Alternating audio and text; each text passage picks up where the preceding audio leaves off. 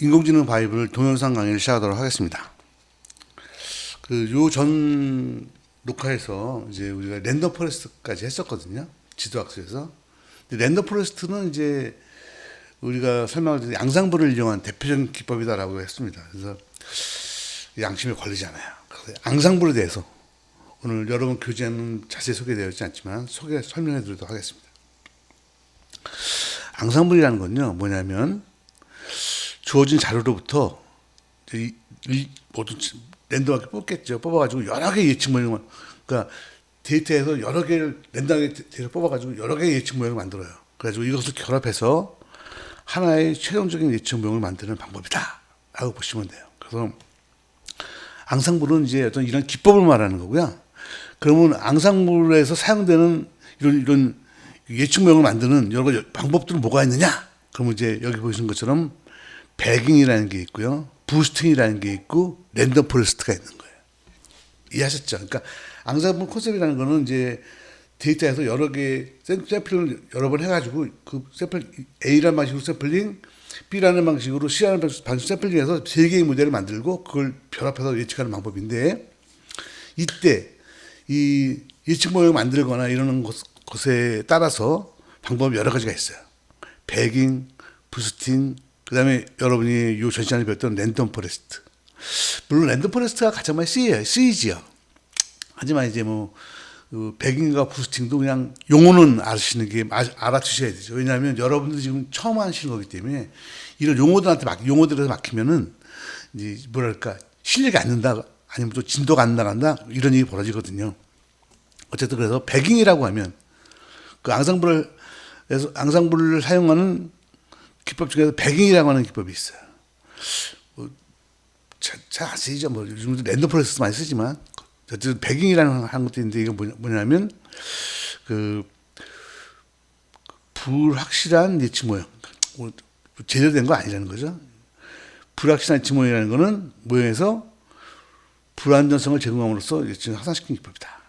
예를 들어서 불안정한 예측 모형이라는 거는 데이터의 자그마한 변화에도 결과가 많이 바뀌는 그런 걸 말하는 거죠. 이런 걸 이렇게 만드는 걸 배깅이라고 하고요. 배깅은 부트스트랩 어그리게이션의 약자예요. 이건 상식적인 거니까. 그 다음에 보세요. 주어진 자료에서, 잘 보세요. 여러 개의 부트스트랩 방식으로 여러 개의 자료를 만드는 거죠. 여러분 부트스트랩 기억나시죠?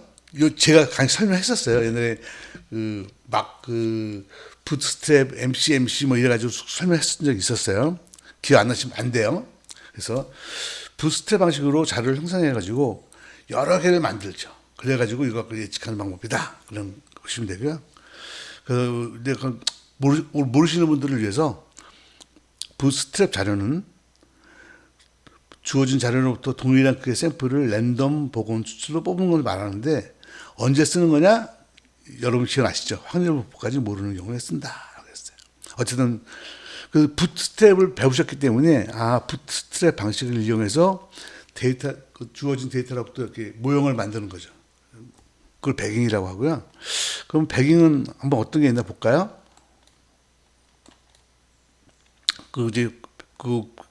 얘는 좀 이따 보고요. 부스팅도 배깅보다 거의 비슷한 거죠.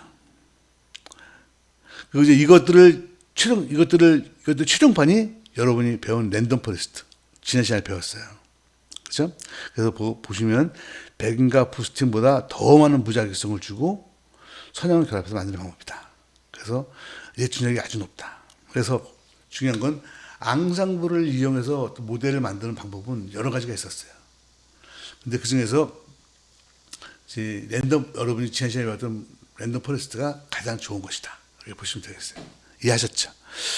그냥 넘어가면 너무 섭섭하다고 할 테니까, 랜덤 포레스트에서는 그냥 한 줄로 끝나기 때문에 여러분이 잘 파악 못했을 수도 있으니까, 제가 이번에 배깅에 대해서, 부스팅은 안 쓰니까요. 근데 배깅에 대해서만 간단하게 설명을 드리도록 할게요.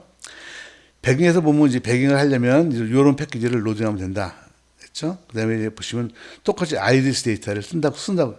아이리스 데이터는 이제 모양을 아시죠? 그래서 보세요. 아이리스 데이터에서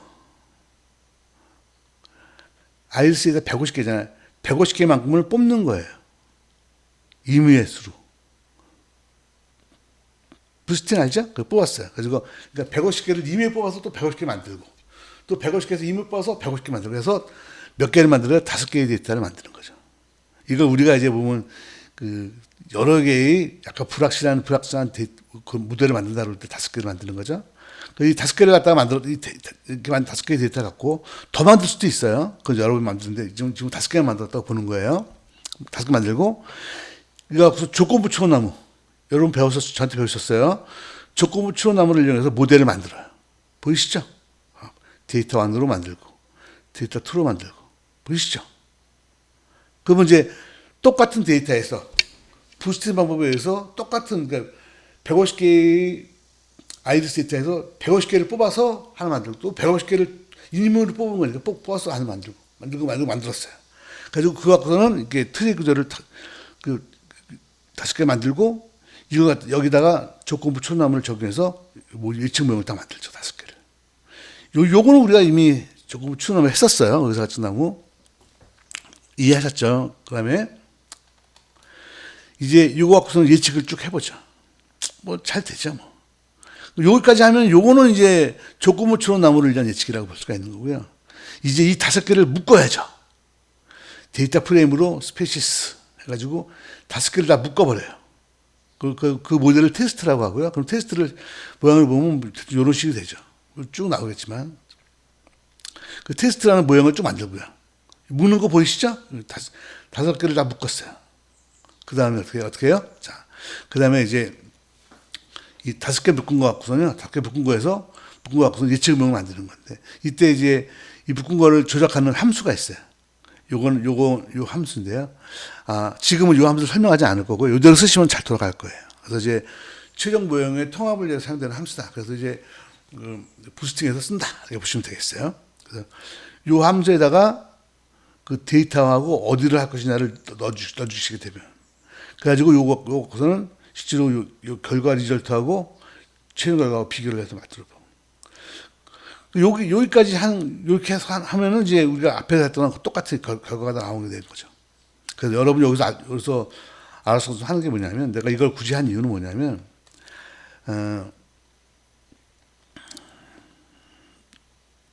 여기서 보시는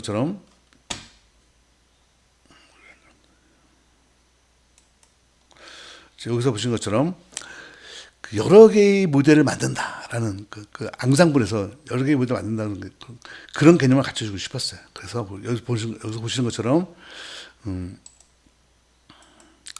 그 하나의 데이터에서 여러 개의 데이터를 이렇게 뽑아가지고 만들고 이거 갖고서는 우리가 만든 조건부 추론나무를 이용해서 모델을 만들고 모델을 머지해서 한다.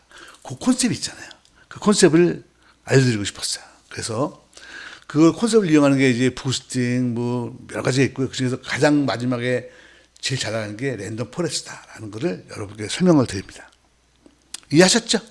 그래서 여러분은 이제 랜덤 포레스트에서 이 핵심 개념인 앙상블이라는 기법에 대해서도 이제 여러분은 이해하셨다라고 볼 수가 있고요. 그리고 이제 그래서 여기까지 설명했습니다. 그래서 요거는 이제 앞에서 만든 모델 중에서 하나를 갖고서는 이제 이렇게 트리 구조를 그려본 거죠. 요거는 여러분이 다 아무거나 다 그려보셔도 되니까 그려보시면 돼요.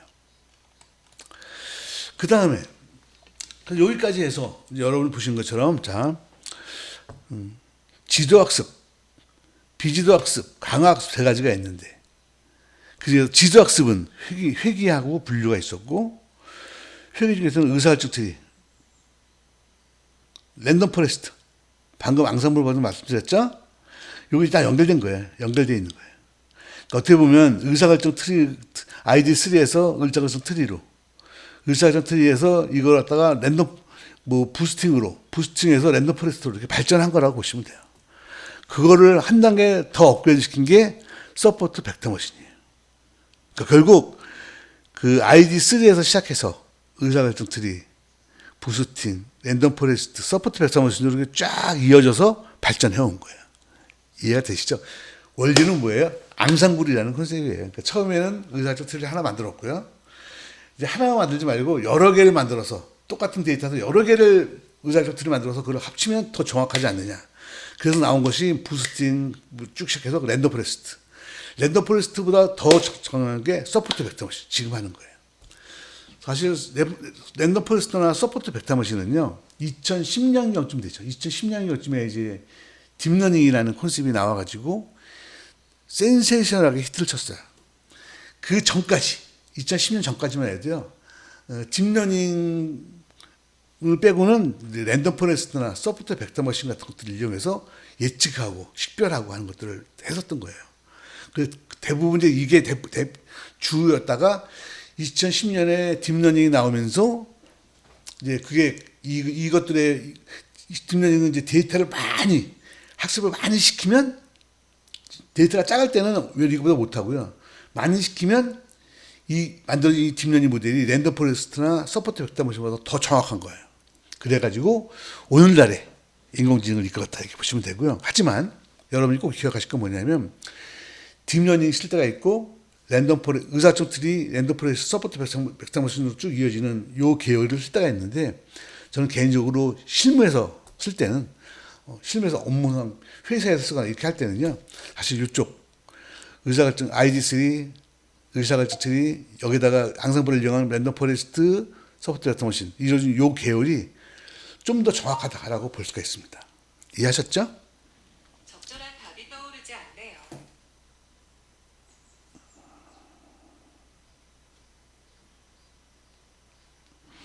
네. 그래서 이제 이해하시면 되고요. 그래서 요 마지막으로 오늘 할 거는 서포트 벡터 머신입니다. 서포트 벡터 머신은 여러분 교재에 보면 뭐 거기 관련된 개념들이 쫙 설명이 되어 있습니다. 그래서 그것들은요 읽어보시면 재밌고 그냥 어렵지 않게 읽을 수 있어요. 그러니까 그건 읽어보셔서 이해하시는 걸로 하고요. 오늘 이 동영상에서는 어떻게 하냐면 보세요.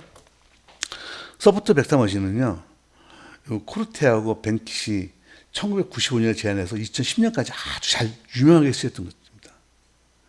그래서 이거는 말씀드린 것처럼 ID3 의사결정 트리 그 다음에 그걸 거기다가 앙상블을 적용한 랜덤 포레스트를 계승한 그 다음에 나온 기치가 보고요. 그래서 이거는 상당히 잘 맞는 기술이라고 볼 수 있습니다. 그래서 근데 오늘 동영상에서는 자 서포트 벡터 머신 쓸 때 여러분이 실제 사용할 때 그럼 뭐 계산할 거냐 그렇지 않잖아요.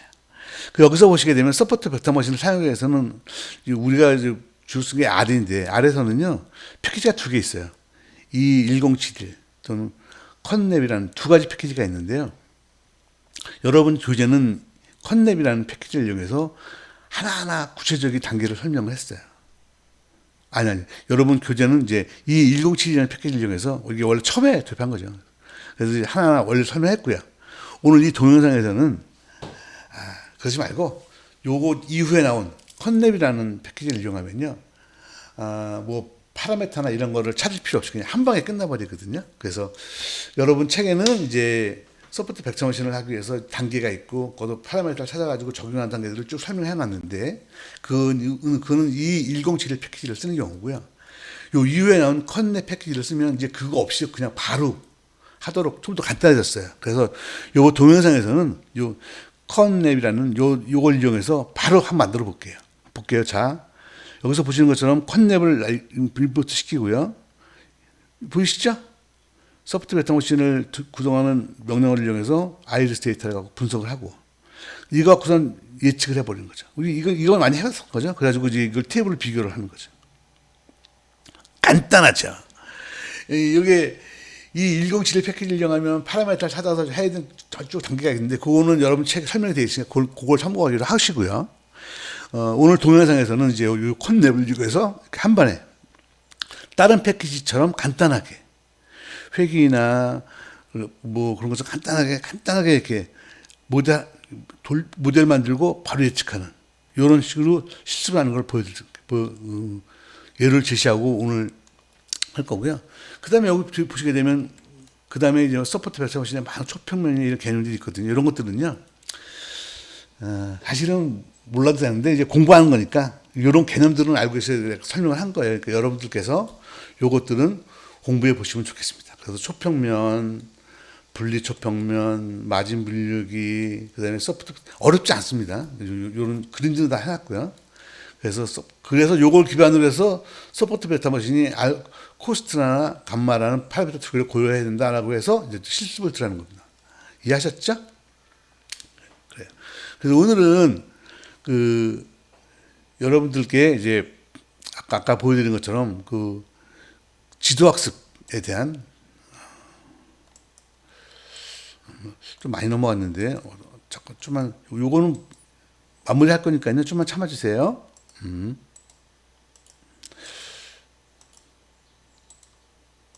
여기 있네. 그래서 오늘은 여러분께 뭐를 했냐면 오늘까지 해서 지도학습에 대해서 전부 다 했어요. 요거는 뭐 그 전에 했고요. 오늘 요번엔 분류해서 의사결정 처리, 랜덤 포레스트, 서포트 베타 머신에 대해서 설명을 했어요. 중요한 거는요.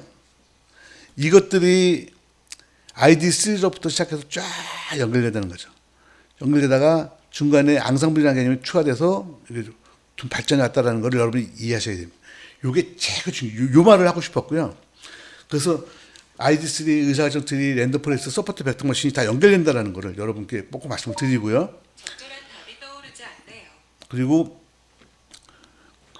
거기에서 이제 그 여러분이 보시는 것처럼 요걸 사용하는 법 자체는 이제 R을 이용해서 제가 실습을 했으니까 간단하게 쓸 수 있으니까 여러분께서 그렇게 이해하시면 될 것 같습니다. 자, 오늘 그래서 여기까지 해서 오늘까지 해서 이제 지도 학습에 대해서는 이제 진도를 다 나간 거고요. 요 다음부터는 그 비지도 학습에 대해서 설명하도록 하겠습니다. 오늘까지 한 것만 갖고도요. 요거만 잘 이용하셔도요. 여러분이 실무에서 굉장히 많은 걸 하실 수 있고요. 여기서 지도 학습에서 하나 빠진 거 신경망은요. 요번에 다음에 딥러닝이라고 해서 별도로 분리한 것에 대해서 자세히 다룰 테니까 그때 설명하도록 하겠습니다. 예, 수고하셨습니다.